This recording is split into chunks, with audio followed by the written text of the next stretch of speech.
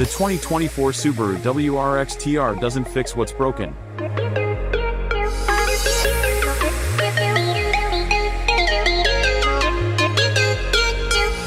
The Subaru WRX TR is not an STI. It's effectively a top-trim 2024 WRX GT with a manual transmission instead of a CVT. The other additions to the car, like the bigger Brembo brakes and slightly stiffer springs, are more or less imperceptible. And that's the TR's biggest problem. I've heard a lot of people say the new WRX feels more grown-up, which is a shame. The WRX is the last car that should feel more grown-up. It attracts some of the youngest new car buyers in the industry. This should be a road-going rally car, a rowdy sedan for people who don't want to fit in. Instead, the WRX has become a sensible sedan with some light performance upgrades. And that's still true of the new TR trim. The latest generation of Subaru's sporty all-wheel drive turbo sedan isn't much to speak of in stock form, and the TR trim doesn't do much to fix that. This thing is still an all-weather, stick-shift, boxer engine sedan, which should be celebrated. I just wish Subaru gave me more opportunities to do so. If the WRX TR had a peakier tune, a better shifter, a louder exhaust, and noticeable suspension changes, it would be great. If only Subaru had historically made a car just like that. The boxer engine isn't any more powerful here. The turbocharged 2.4-liter unit still runs just about 12 pounds of boost, which results in the stock 271 horsepower and 258 pound-feet of torque. That's just barely enough for it to feel turbocharged at all. The bright spots are mostly chassis and ergonomics related. You need a microscope to note the differences between the suspension in the regular WRX and the TR. As such, the ride is in the mellow valley between soft and stiff.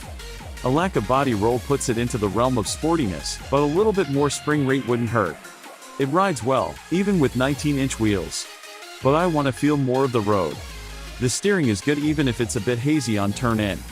Mid-corner it loads up well, especially at high speeds. The front end goes where you point it without drama, at least within the limits of grip. Adding too much power or losing too much traction will make the car push. Pressing the accelerator will make it worse. Backing off will return it to a neutral state.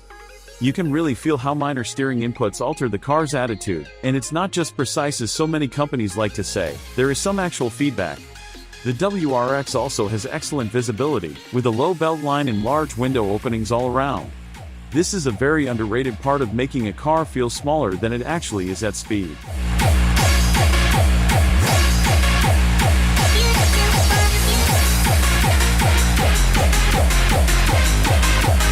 I was lucky enough to drive this car in inclement weather, its natural habitat.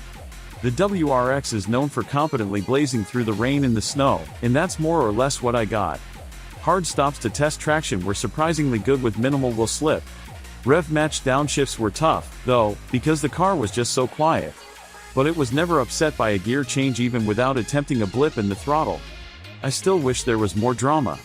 On tight, slippery corner exits this car should have gotten a little rowdy, but it never did. In some spots, the road was totally soaked but it still never caught me off guard. This thing could have come into boost and reminded me, just for a millisecond, what I was driving. It never did. Issues with the basic WRX aside, I also got the impression that Subaru made the TR because it had to. Oh, you want a manual in the top trim? Here it is. And yes, we changed the suspension, too. It's silly, because there are tangible things that could still be improved for the sportier TR trim, especially for $42,775. The 6-speed transmission, for instance, has an unacceptable amount of play in gear, especially for a brand new car. The shift lever wobbled around enough in first to convince me I was in neutral. Then, I stalled it while parking. Sure, there are some things to sweeten the deal in the TR. Sharp-looking 19-inch wheels, Recaro seats with microfiber inserts, and plenty of suede on the dash and doors. It's all minor, though, and without the mechanical changes, it would be really hard to justify this as a distinct trim. There's not even a TR badge anywhere on the car.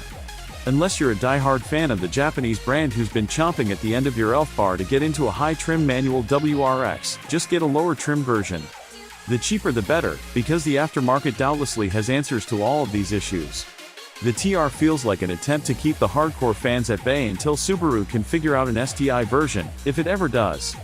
It's not like there's nothing to be pleased about here, it's just not enough for a name like WRX, and certainly not enough for a special trim.